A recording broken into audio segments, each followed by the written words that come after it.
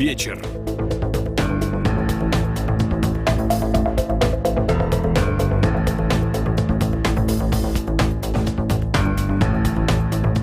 Что сенсационного сказано в новой книге историка Гульнары Абдуллаевой? Какие существуют самые распространенные мифы относительно истории крымских татар? Чего не знают про себя представители крымско-татарского народа? Это и даже больше мы сегодня, надеюсь, успеем обсудить в вечернем эфире радио Крым Реалии. Присоединяйтесь.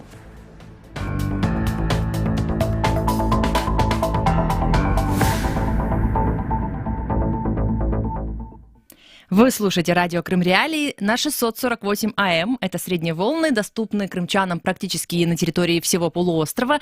Также вы можете слушать нас на сайте Крым Реалии, в приложении Крым Реалии, ну и смотреть наши видеотрансляции на YouTube-канале Крым Реалии. Приветствую абсолютно каждого нашего слушателя, зрителя. У микрофона Катя Некречия. И мы сегодня будем говорить о таком вечно спорном моменте. Интересно, когда же улягутся споры вокруг острых вопросов истории? Ну, наверное, никогда. С одной стороны, есть такая, знаете, профессиональная внутренняя среда, дискуссии относительно тех или иных исторических событий.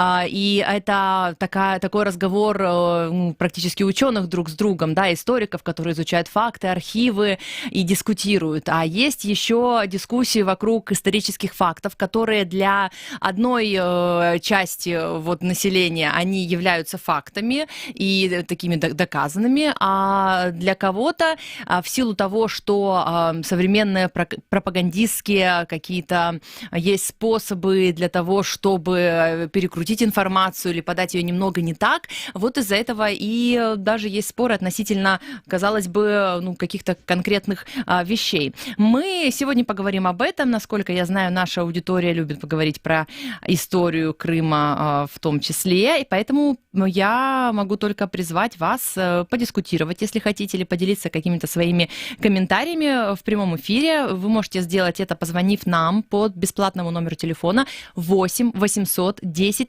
06 926. Это бесплатный номер телефона для жителей Крыма. 8 800 10 06 926. И дозвониться в эфир вы можете каждый будний день. Эфиры у нас по крымскому времени в 17:00 и с 19:15. В любое другое время вы можете оставить свое сообщение на наш автоответчик. Конечно, буду рада услышать интересные звонки, комментарии. Ну, а, собственно, далее мы поговорим уже конкретнее. Я представлю нашу гостью. Дело в том, что в Киеве в конце ноября состоялась презентация книги крымско-татарского историка Гульнары Абдуллаевой. Называется эта книга «Крымские татары. От этногенеза до государственности». И, собственно, проходило это все мероприятие, эта презентация в Киеве, в Крымском доме. И пресс-служба Крымскому дому сообщила, что книга предоставляет возможность читателям любого возраста узнать и поразмыслить в историческом и где-то, может быть, в политическом ракурсе о том, кем на самом деле являются крымские татары, крымчаки, караимы, откуда они взялись и каким образом сформировались как народы. Также в книге объясняется, собственно, почему сейчас эти народы вынуждены защищать свой статус коренного населения Крыма и какова их роль в формировании современной Украины. Можно сказать, что вот такой вот пресс-релиз, и там об этой книге сказано вот что-то, да, но тем не менее, мне кажется, что надо раскрыть очень много каких-то деталей, фактов, поэтому мы пригласили на интервью к нам автора этой книги, крымско-татарского историка Гульнару Абдуллаеву. Гульнара Ханум, приветствую вас. Добрый день. Я бы хотела сразу обозначить, что у нас, я так надеюсь, конечно, на то, что будет дискуссия с нашей аудиторией, потому что, помнится мне, как только вы в нашем эфире, особенно когда долго вы в нашем эфире, то реакция есть. И, возможно, это заслуга, уж простите, не вас лично, а и темы, которые, на самом деле, темы, которые вы освещаете, о которых вы говорите, да, в том числе, и ваши заявления и суждения, они части аудитории нашей могут показаться достаточно такими резкими, смелыми, кому-то даже неправдивыми. Вот я еще раз напомню номер телефона 8 810 06 926. Интересно услышать ваши вопросы, чтобы вот историк в эфире, она пояснила свою позицию, аргументацию тех или иных фактов. Но сначала я хочу спросить, Гульнара, вас, это ваша не первая книга, да? Почему именно вот в конце 2021 года вышла эта книга в свет? Какая вот миссия у вас, как у автора, и какая миссия у этой книги? Ну да, действительно, у книги был такой подготовительный год перед тем, как она появилась на свет, но до этого еще на телеканале АТР у меня была программа «Этнические предки крымских татар». И когда я делала программу, я понимала, что на самом деле материала очень много, и вместить их в эфирные рамки просто невозможно, поэтому это все сокращалось. И к тому же ты не можешь в рамках эфирного времени, например, ссылки на источники указать, откуда я брала эту информацию, поэтому у людей, возможно, возникали определенные вопросы, да, что можно откуда угодно. Поэтому и возникла идея того, что собрать эти все материалы воедино, оформить в книгу, дописать, доделать, потому что информации на самом деле мало по этнической истории крымских татар, но тем не менее, когда ты начинаешь заниматься этим вопросом, все равно вот какие-то небольшие кусочки, что-то находится обязательно. Ну и каждый историк, в принципе, знает, когда он занимается каким-то определенной такой темой, которая мало изучена, все равно в процессе возникает то, что какая-то магия происходит, можно так сказать, что все равно находятся источники именно по этой теме. И, собственно говоря, так и происходило, поэтому у меня накопился достаточно большой источник литературы, и, конечно же, я уже в книге полностью сделала ссылки, чтобы ни у кого никаких вопросов не возникало, откуда я взяла то либо иное, поэтому здесь были как ссылки на первые источники, так и на книги моих предшественников и коллег старшего поколения. И, конечно же, здесь и стояла цель разоблачать многие мифы, которые нам навязывались на протяжении большого периода времени, потому что мы прекрасно знаем, что конец 19 вообще даже не конец, на протяжении всего XIX века имело место быть фальсификацией. Наш северный сосед, тогда Российская империя, она просто брала такую определенную миссию переписывать историю. И, к сожалению, эти мифы настолько вжились в историю не только крымских татар, в историю Украины и, собственно говоря, многих других народов. Поэтому вот здесь как раз-таки очень многие люди запутались в том, как на самом деле, что на самом деле происходило. Поэтому для меня была главная цель создать эту книгу. И, конечно же, возникали определенные моменты, как на какие средства, потому что все-таки написать это одно, а издать это совершенно другое. Зародилась идея краудфандинга. И, к счастью, она удалась. И я, правда, вначале я не верила в эту историю, когда мне предлагали объявить краудфандинг, но, тем не менее, я могу сказать и поблагодарить, что особенно на материковой Украине люди откликнулись как-то к этой идее тепло. И, собственно говоря, в течение 6-7 месяцев я собрала нужную сумму, и в издательстве братьев Капрановых, это «Зеленый пес» или другое название «Гамазин», мы издали эту книгу на 2 языках, на русском и украинском. Почему на 2 языках? Потому что был запрос с Крыма, потому что были доноры из Крыма, которые хотели именно иметь эту книгу у себя на русском языке, потому что люди старшего поколения, им тяжело читать на украинском. Но тем не менее, мы пришли к этому решению, вопросу, и я могу сказать, что для себя вот сейчас уже, когда прошло определенное количество времени, когда уже книга активно стала продаваться, я могу сказать, что на русском языке меньше расходится книга, нежели на украинском языке. И сейчас я понимаю, что вот даже по запросам, по людям, которые обращаются и хотят приобрести книгу, это вот буквально от Закарпатья до Харькова, Херсона, это практически вся Украина. И меня это очень радует, что у людей возникает именно интерес к истории крымских татар, к истории своих соседей, с которыми они много лет, много веков жили вместе, с которыми они сейчас хотят ближе, наверное, познакомиться через историю. Вот. Ну, собственно говоря, вот так и родилась эта книга. А там уже, конечно же, судить читателю. Гульнар Ханум, мы сейчас с вами о мифах тоже поговорим. Вы сказали, что вот история не изучена, да? И я понимаю, зная, да, то, как это было, как Советский Союз, собственно, скрывал те преступления, которые были сделаны с депортацией крымско-татарского народа, да, с насильственным этим переселением и с тем, как люди выживали там. И изучать историю своего народа, говорить, что ты, указывать свою национальность, что ты крымский татарин, собственно, вообще это было вне закона. Мы знаем историю Мустафы Джемилева, который, собственно, за это все и сидел, да, в советских тюрьмах. Но вот, а почему сейчас? Уже вот Украина 30 лет как независима, да, то есть уже 30 лет так точно можно было изучать вдоль и поперек, а вы говорите, что не изучена тема.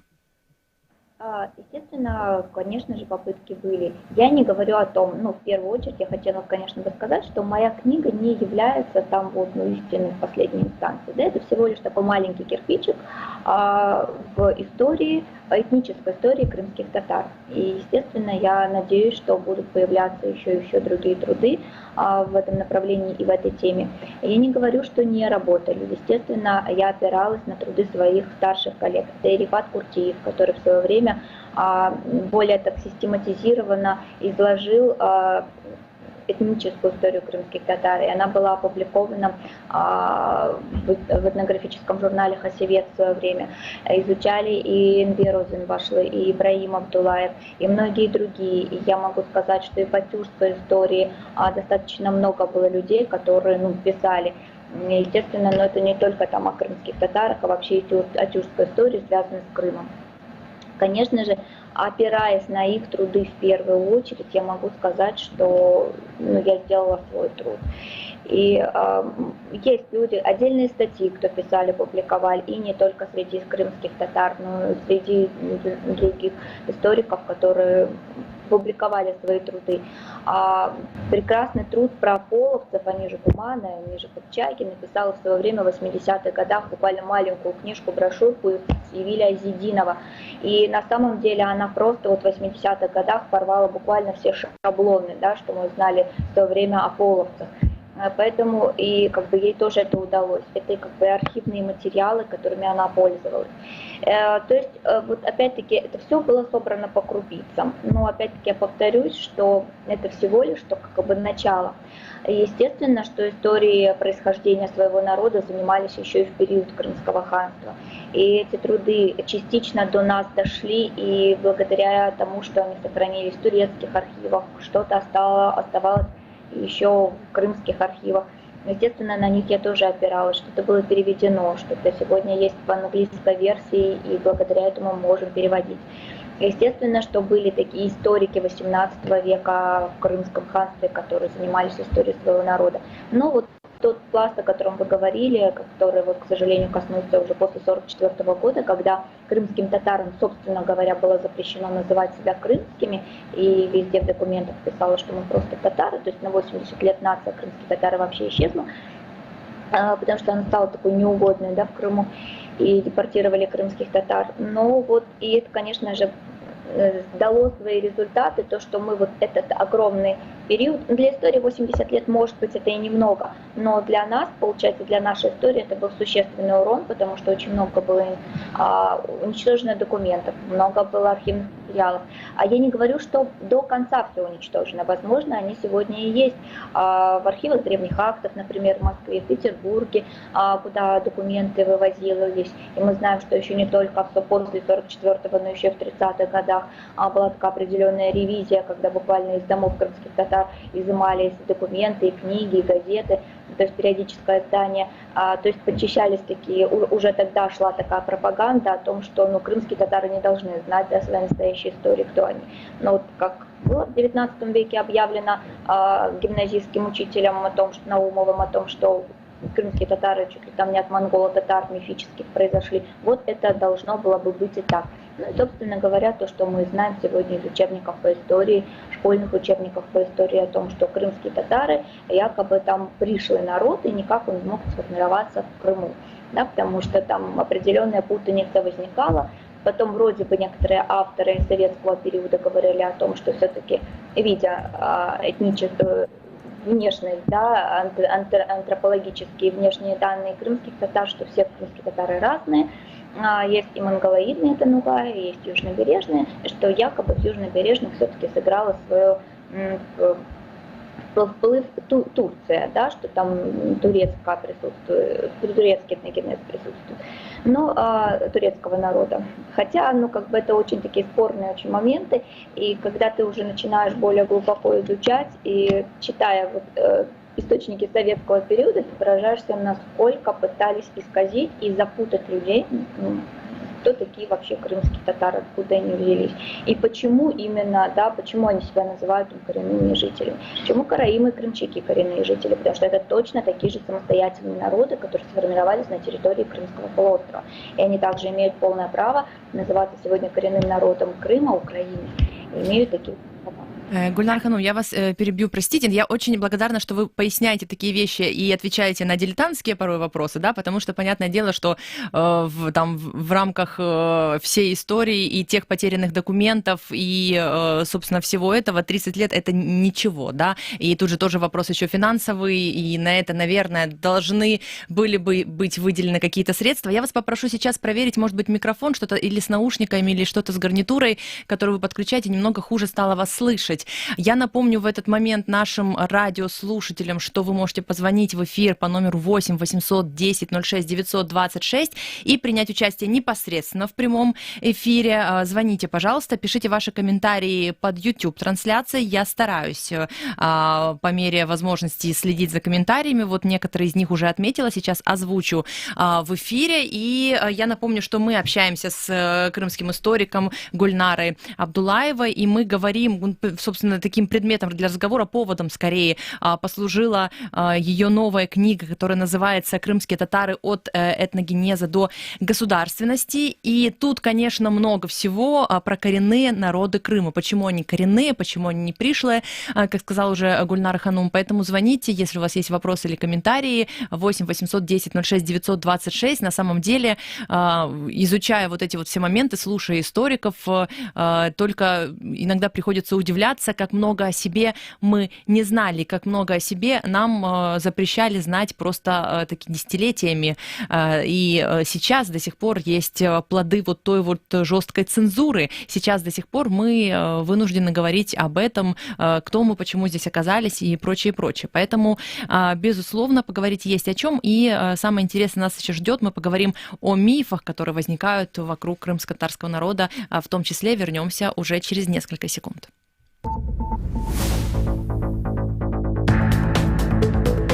Главные новости, важные заявления, события, которые непременно повлияют на наше завтра. Крымский вечер. Место встречи 648 АМ. Итак, Гульнара Абдуллаева с нами на скайп-связи. У нас есть такой вот комментарий под трансляцией на странице Крым-Реалии в YouTube.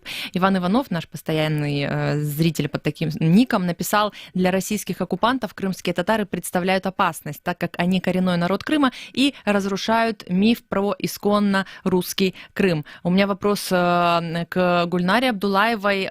Как вы относитесь к этому? В этом ли причина всей той цензуры, всех уничтоженных документов или сильно спрятанных, да, почему так важно для советской власти, а теперь для российской власти, как мы видим, раскручивать эти мифы и многое умалчивать вокруг истории крымских татар и других коренных народов Крыма?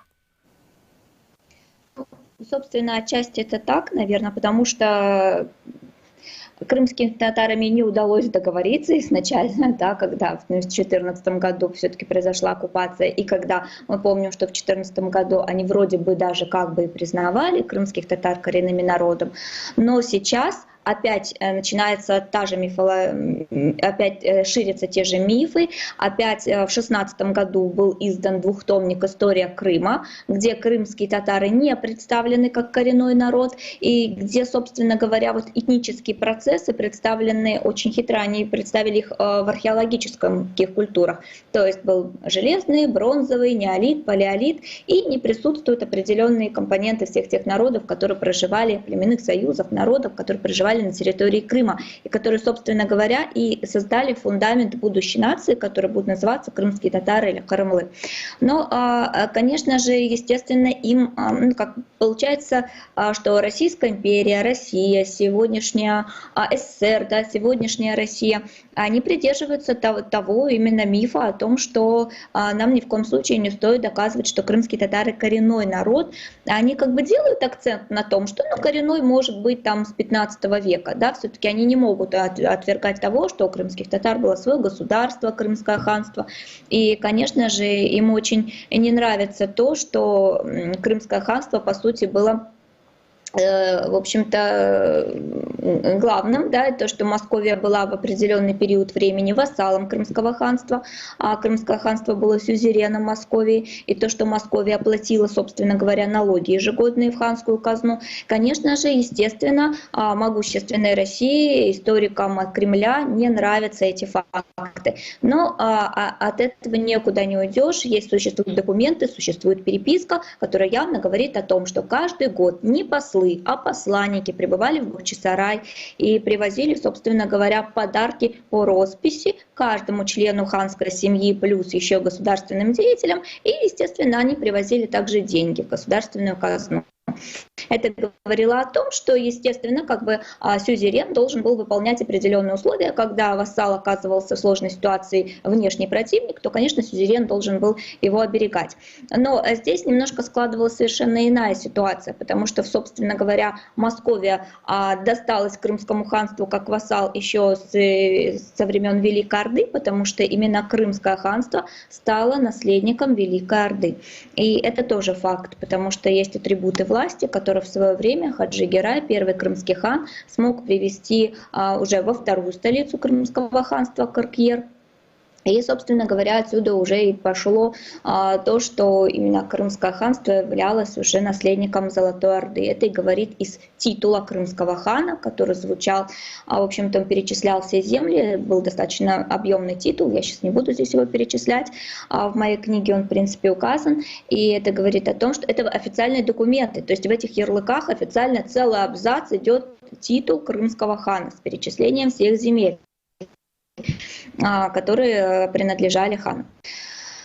И, естественно же, о том, что Крымское ханство в свое время было достаточно экономическим государством, могущественным в военном плане, в культурном развитии достаточно вперед, которое ушло от Московии и даже первых годов Российской империи, это говорит о том, что, естественно, что сегодня не нравится кремлевским историкам то, что это было достаточно мощное государство. И я могу согласиться отчасти, что, конечно же, как сегодня бывший вассал будет восхвалять своего сюзерена. Но, к сожалению, остались, несмотря на то, что прошли века, прошло достаточно много времени, а вот это осталось, к сожалению, почему-то стереотипное мышление того, что нам надо как-то по-своему трактовать историю крымских татар, потому что мы мощнее, мы сегодня можем больше. И, собственно говоря, сегодня это и происходит в Крыму, то, что сегодня очень активно забирались за историю. Сегодня издаются очень много книг по истории. И самое интересное, что авторы крымские татары там не присутствуют, только если в соавторстве с кем-либо из российских историков. Сегодня институт Марджани, который находится в Казани, издает буквально томами историю Крыма. То есть сегодня опять-таки идет целенаправленное переписывание истории. Только если в свое время, после 1944 года, был издан двухтомник или трехтомник Надинского, где он конкретно разоблачал миф о том, что он говорил, что крымские татары жили разбоем и были разбойниками под крылом Османской империи. Это было конкретно сказано, что крымские татары варвары, угоняли в плен, работорговлей занимались и тому подобное, то сейчас уже более так, я не скажу толерантно, но более аккуратно они говорят о том же, только другими словами. То есть, в принципе, история повторяется, только более изощренно все преподносится сегодня. У нас среди комментариев по трансляции в YouTube есть люди, которые соглашаются с вами, да, которые отмечают, что, опять же, Иван Иванов пишет, что до 721 года Московия дань платила Крымскому ханству, да, собственно, кто-то говорит, что всегда русские платили дань туркам, а что это вообще все такое? Это какие-то исторические комплексы, да, и так тщательно, это же было, вы как историк, простите меня, если что-то скажу не так, но это же было давно, да, когда-то, может быть, народы были врагами, сейчас абсолютно другая ситуация должна быть вроде бы как, да, на других принципах выстраиваться мир, абсолютно другой, толерантный, знать свою историю, это вроде как должно быть, определенным тоже, не знаю, таким даром, потому что сейчас доступно очень много источников для получения информации, и поэтому, пожалуйста, изучай и смотри. а до сих пор вокруг этого какие-то вот эти вот войны, мифы в информационном поле и прочее. Почему сейчас нельзя сказать все как есть? Почему сейчас нельзя дискутировать на таком вот историческом уровне среди людей-профессионалов в этом деле, которые будут действительно аргументировать какие-то те или иные вещи фактами, да? Но зачем именно ложь распространять? Чем грозит той же России, собственно, правда? Ну, мне сложно сказать, почему они распространяют такие мифы и почему они не соглашаются с очевидными фактами, потому что, ну, есть археологические материалы, есть письменные источники, которые сохранились, да, как бы, ну, тут можно говорить, дискутировать много. Мне сложно сказать, почему сегодня у них действительно этот комплекс до сих пор есть. Я не могу сказать, что были врагами. Ну, врагами не были. Мы можем точно так же сказать, что, в принципе, Речь Посполитая тоже определенный отрезок времени платила налоги. Я не люблю слово «дань», потому что это совершенно другое имеет значение, но налоги. И абсолютно сегодня Варшава официально это признает, историки, в принципе, да, это признают, и это нормально, потому что, в принципе, эти были даже дружеские отношения, и абсолютно никаким там конфликтам не вели. Но на определенных этапах были, конечно, войны, и мы это знаем из истории, были локальные конфликты, были войны на определенных этапах, но заключались мирные соглашения и продолжали мирно сосуществовать. При всем при том, когда даже в периоде конфронтации находились, да, и в экономическом плане это абсолютно никак не влияло и не страдало, потому что были купцы, как из Речи Посполитой, так и из Крымского ханства, и они оберегались определенными документами, даже если страны находились в состоянии войны и тому подобное. Те же самые украинские чумаки, которые приезжали в Крымское ханство, не только за солью, они привозили также остальные товары и вывозили экспортируемые, да, товары, экспорт-импорт процветал благодаря и казакам, чумакам. Вот. И в принципе, ну вот я же говорю, что мне сейчас сложно сказать, почему сегодня российские историки отказываются смотреть правде в глаза. Но у них комплекс не только по отношению к крымским татарам, у них комплекс по отношению к истории Украины, по отношению к истории Польши, современной Речи Посполитой. У них комплекс по отношению ко многим государствам. И они не могут признать того, что сегодня мир изменился. Сегодня совершенно нормально смотреть на то, что было в Средневековье, в новом времени. Тогда были другие понятия, совершенно иначе смотрели на вещи.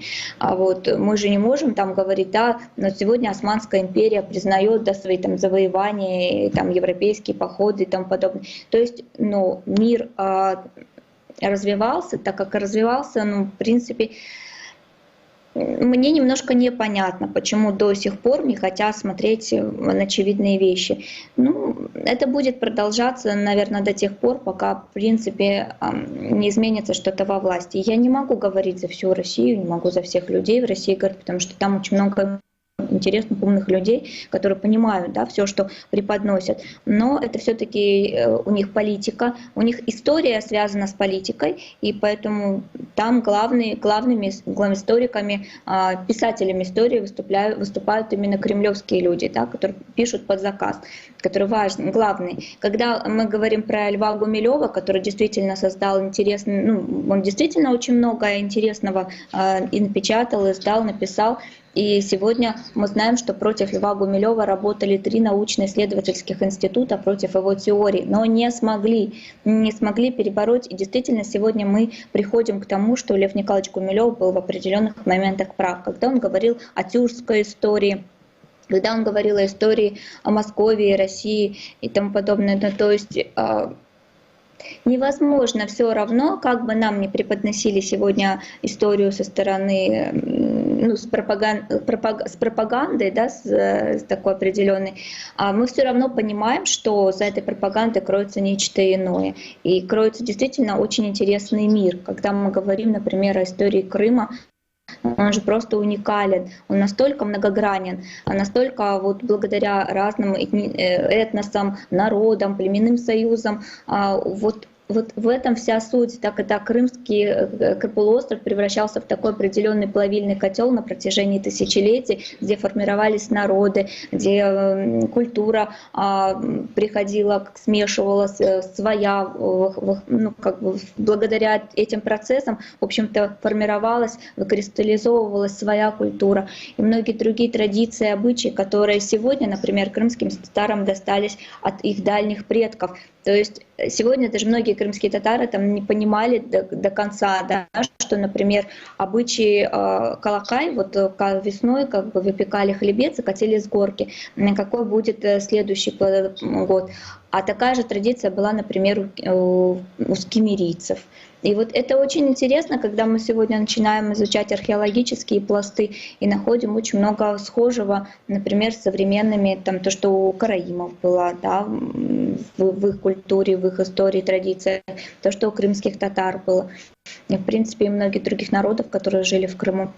Гульнара Ханум, я вас перебью, да, я бы хотела поблагодарить вас за то, что вы действительно отметили, что мы тут, когда говорим «Россия», то имеем в виду, конечно же, там, например, Кремль, да, потому что мы слышим заявления и президента соседней России Владимира Путина и прочее, не очень противоречат тому, что говорят историки. Вот, я бы хотела у вас спросить, если вот слушатель наш, он, ну, не доверяет украинским историкам, крымско-татарским историкам, вот не доверяет и все, есть ли в России историки или какие-то источники, может быть, какие-то издания, которым вот стоит верить, можно это перепроверить, потому что если в Гугле искать что-то по истории, то там можно такие сайты найти, там можно такого начитаться, что будет еще больше голова болеть, чем от того, что по современному российскому телевизору показывают. Ну да, конечно, как я уже говорила, это, конечно, вот корифей историков, это Лев Николаевич Гумилев. Можно с него начинать, а потом уже ссылаясь на те источники, которые он преподносил, о которых он говорил, вот как раз-таки эти источники, и, в общем-то, верны. Это и Вильяминов, Зернов в свое время, дореволюционные историки. Это, в принципе, сегодня это Дроздов, который пишет о тюркской истории. Это, ну, многие другие. Я вот сейчас даже список весь не могу озвучить, потому что их действительно много. Не хочу рекламировать свою книгу, но на многих из них я ссылалась, и в списке литературы у меня есть именно те дореволюционные историки, которые, в принципе, писали ну, это было до 17 года, где действительно тот же самый Василий Смирнов, который писал о Крымском ханстве. Да, там был определенный негативизм, но тем не менее там был фактаж, на который можно спокойно опираться, и который действительно многое дает, от чего можно отталкиваться. То есть, конечно же, я ни в коем случае не говорю, но, ну, конечно же, не рекомендую читать Карамзина, потому что это действительно писатель истории был, к истории никакого отношения не имел, это был заказ как бы, да, в свое время Петербурга, официальных властей того периода. Вот. Ну а в принципе есть источники. Я даже не знаю, как лучше это сделать, как, может быть, определенно там писать под комментариями, какой список принести. Но вот я имела в виду, что вот дореволюционные историки, некоторые действительно есть. Но и среди них, конечно же, были и украинские историки дореволюционные, которые, в принципе, достаточно много работали и не сталкивались с историей крымских татар. Да, в принципе, когда мы читаем того же самого Яворницкого, который писал историю запорожских казаков, там тоже очень много источников о крымских татарах, то есть и взаимоотношений соседских с крымскими татарами. Это тоже очень важный источник, потому что в свое время Яворницкий работал в архивах. Это был, по-моему, единственный украинский историк, который был допущен в свое время в архивы московские. Вот. Поэтому, естественно, что у него достаточно большой был фактаж. Ну и есть многие как бы другие тоже. В принципе, сегодня мы можем уже смело говорить о том же Агатангеле Крымском, который был, в общем-то, в забвении много лет, а сегодня есть его труды. И, кстати, история Хазар, которую он написал, до сих пор не издана, но отрывки, которые с нее публикуют, действительно о многом говорят. То есть это действительно был такой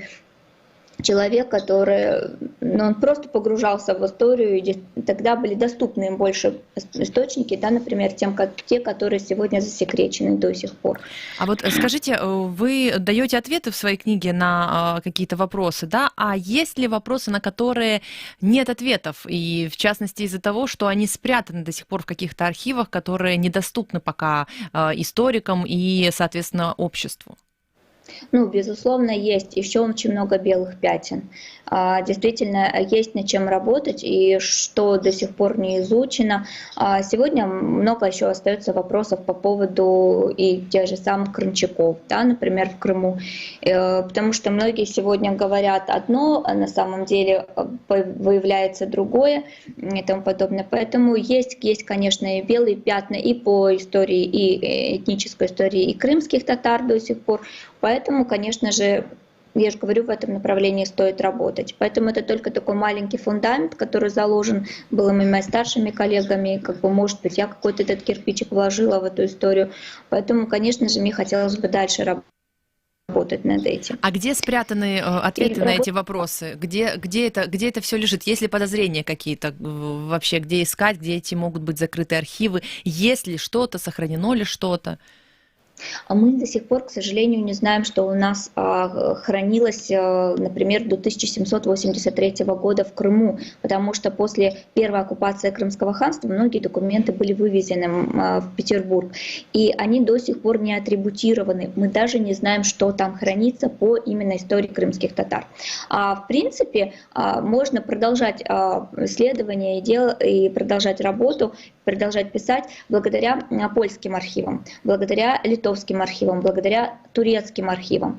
То есть, понимаете, один человек не может полностью охватить такую огромную тему, и, конечно же, здесь должна или целая команда работать на протяжении многих лет, и на это потребуется достаточно большой отрезок времени, чтобы как можно больше освоить эти архивы. На самом деле информации еще очень много, и я думаю, что очень много загадок, которые существуют сегодня, мы еще можем на них ответ найти в самое ближайшее время. То есть... Да, вот опять же мы немного затронули этот вопрос по поводу финансирования. Должно ли быть тут какое-то, может быть, оно есть там в Украине, финансирование на то, чтобы были люди, историки, которые работают над тем, чтобы все это изучить? Это где-то, может быть, там, где-то это происходит сегодня или нет? В институте или где-то еще? Вот именно Институт национальной памяти у нас работает больше по новейшему времени. То, что происходило в 20-е века. Например, то, что происходило в Средневековье и новое время, к сожалению, пока нет никаких финансирований, если только ты не выиграешь какой-либо грант или не защитишь. Не знаю, можно, конечно, пробовать, разные варианты есть, потому что мы живем сегодня в такое время, когда все возможно, в принципе. Но государство конкретно не финансирует такие проекты, если только можно будет что-то где-то как-то написать какой-то грант, а так, к сожалению... К сожалению, такая ситуация. Как есть, да, вы ответили. Я напомню, что в эфире радио Крым Реалии крымский историк Гульнара Абдулаева, и мы говорим, поводом для разговора стала ее последняя книга, но мы говорим, конечно, обо всем и в общем, и комментарии также есть под нашей трансляцией в интернете. Через несколько секунд мы вернемся к этому разговору, и, надеюсь, кто-то из вас достучится еще со своим вопросом или с комментарием под трансляцией в YouTube или по номеру телефона 8 800 10 06 926.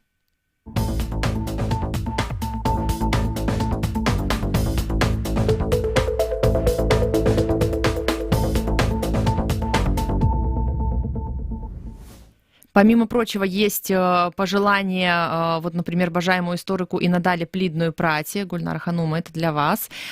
Также, собственно, есть уже и, знаете, дискуссии вокруг того, какая зарплата в Крыму. Все перешло на вопросы животрепещущие. И есть такой вот, знаете, комментарий.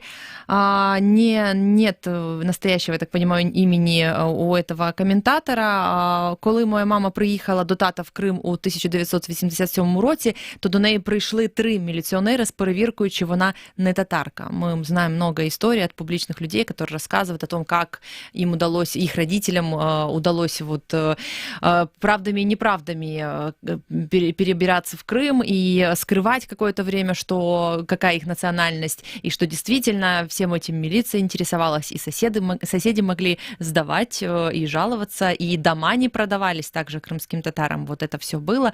И, конечно, смотря на современную даже ленту новостей, вот любой человек, который просто там не сильно знаком с тем, что происходит в Крыму, но даже вот видит эти новости про суды, про задержание, про то, что крымские татары, именно представители крымские татары, они просто, это десятки их сейчас находятся в российских или в крымских тюрьмах, да, ну вот это вот как бы где-то в чем-то продолжается. Если тогда милиционеры приходили, чтобы узнавать, то сейчас тоже мы видим люди в масках, обыски и прочее. Что это получается? Эта история повторяется, как любят говорить политологи сегодня, там журналисты, или это последствия неизученной истории и скрытых фактов? Скорее всего, последнее. Ну, история, безусловно, повторяется, но тем не менее, мне кажется, что это все-таки последнее, то, что вы сказали, потому что сегодня то, что происходит в Крыму, это реально какой-то паноптикум, потому что люди абсолютно, некоторые далекие от политики, они попадают в тюрьмы как политзаключенные, и сегодня их обвиняют вообще совершенно в таких, конечно, у меня даже слов не находится, что это просто абсурдное обвинение по отношению к этим людям, которых я лично знаю. Я могу сказать лично про Наримана Джиляла в том, в чем его обвиняют, но человек к этому вообще никакого отношения не имеет. Это, естественно, определенная месть за его позицию. И многие, в принципе, попадают именно из-за того, что у многих есть позиция, что они являются гражданами Украины, они считают, что Крым — это украинский, так на самом деле и есть. И поэтому это определенная месть. Им не удалось сломить крымских татар в свое время, как это могло происходить, как они думали на своем опыте с другими народами, например, народами Кавказа, где они силу применяли. Вот сейчас это идет та отдача. Потому что они понимают, что Крым — это не российские земли, никогда они не были российскими, никогда не будут российскими, потому что Крым в любом случае вернется де-факто в состав Украины, потому что де-юре он и так украинский. Но, тем не менее, это вот то, что мы видим, что происходит. И, конечно же, в связи с этой ситуацией, которая особенно произошла последняя вопиющая с братьями Ахтемовыми и Нариманом Джилялом, у меня как раз на тот момент выходила уже украинская версия книги, и я тогда объявила о том, что 10% с продажи каждой моей книги пойдет на нужды политзаключенным. И, к счастью, после презентации мне удалось небольшую сумму собрать, я уже передала в Крым, и я думаю, что это должно продолжаться и дальше, и я планирую дальше собирать деньги и по возможности передавать в Крым. Вы вспомнили про Наримана Джиляла. Я напомню, что это первый заместитель председателя Меджлиса крымско-татарского народа. Он достаточно часто включался к нам в эфиры, в том числе и комментировал те задержания и те суды, да, а потом, собственно, и сам отказался под таким вот условным прицелом. Нужно сказать, что вот эти вот все дела, запрещенные в России организации там Хизбут Тахрир или про какие-то диверсии, то есть российская сторона обвиняет конкретно вот людей, многих, в том, что они готовили то ли какие-то диверсии, то ли теракт, то ли что-то еще, но сами обвиняемые говорят, что это не так, их семьи говорят, что это не так, и адвокаты говорят о том, что доказательной базы никакой нет, и что самое важное, на что надо обращать внимание, у нас, например, на сайте всегда есть сноска, да, что есть, например, правозащитный центр «Мемориал», который признает людей политзаключенными. Вот на это надо ориентироваться, я это объясняю нашим радиослушателям, потому что в новостях можно услышать всякое, но очень много публичных людей выступают в защиту вот этих политзаключенных, да, и говорят о том, что несправедливы эти наказания. Именно поэтому мы именно в этом контексте говорим сейчас о Наримане Джиляле и о других политзаключенных, потому что украинская власть кричит в их защиту, да, многие активисты, вот недавно мы узнали о том, что есть акция, о том, что есть публичные послы уже у 13 политзаключенных, среди которых книгах, и там, например, Виталий Портников, и это люди, которые, там, Мирослав Маринович, много-много, там большой список, люди, которые публично готовы выступать в защиту, объяснять, почему тот или иной человек незаконно находится, Россия его удерживает, то есть такие все важные моменты. У нас остается 1,5 минуточки. Гульнара Ханум, такой вопрос к вам. Как эту книгу получить, если слушатели находятся наши в Крыму, они хотят эту книгу? Это только просить кого-то привезти с материка? Нам удалось передать небольшое количество книг, магазин «Хазинье» в Симферополе, и там можно приобрести эту книгу. Это очень хороший Вот, сразу адрес, да, как и где. Ну, а на материке можно и в интернете, я смотрю, да, это абсолютно доступно. Да, во всех книжных магазинах, известных книжных магазинах, и книгарня Е, и Якаба, и на сайте издательства, и у автора, в принципе, можно приобрести везде. Спасибо вам огромное. Пролетели 45 минут эфира. Вот, я боялась, что у меня не будет вопросов, точнее, не хватит вопросов, но у меня их еще много, а эфирное время закончилось. Я благодарю вас за то, что вы подключились к нашему эфиру. Напомню, что мы общались с крымско-татарским историком Гульнара Абдуллаева, с нами на связи. Говорили мы, отталкиваясь от того, что вышла у нее еще одна книга об истории крымских татар и других коренных народов полуострова. Если у вас есть вопросы, вы всегда их можете задать, позвонив по номеру 8 810 06 926. Оставляйте свои комментарии с вопросами, с вашим мнением. Мы готовы в этом эфире озвучить разные точки зрения, и вы всегда можете попасть в эфир. Позвоните 8 810 06 926, оставьте ваше сообщение на наш автоответчик, и вы будете услышанными. До новых встреч. Эфир провела для вас Катя Некреча и команда Крым Реалии.